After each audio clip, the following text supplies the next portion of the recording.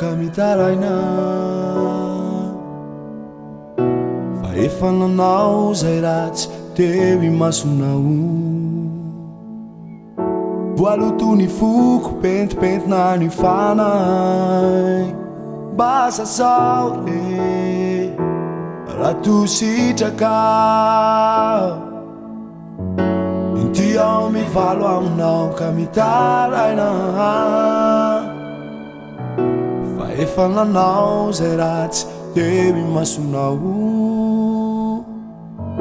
voalotony foko pentipentina ny fanay basa sao re raha tositraka tsy ameriny intsony aho e eno iny fifonako nanenenako avoko ireo ratsy zay nataoko tsy ameriny intsony aho e eno iny fifonako nanenenako avoko ireo ratsy zay nataoko teo imasonao Jesosy teo imasonao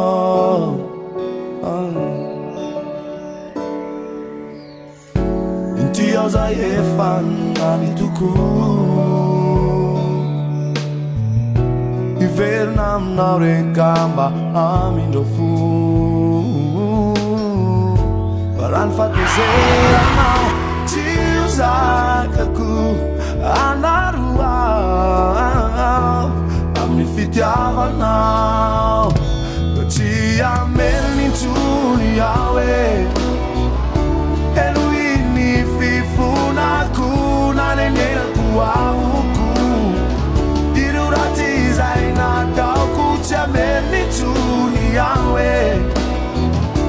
eno iny fifonako nanenenako avoko ireo ratsy zay nataoko teo imasonao Jesosy teo imasonao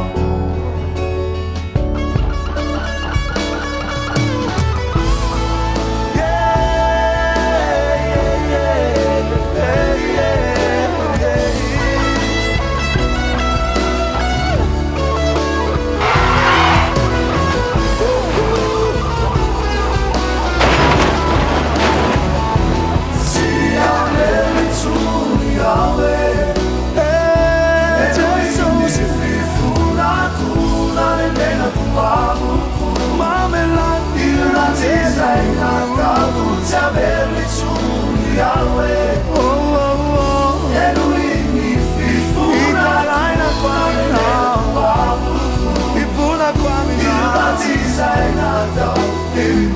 mina,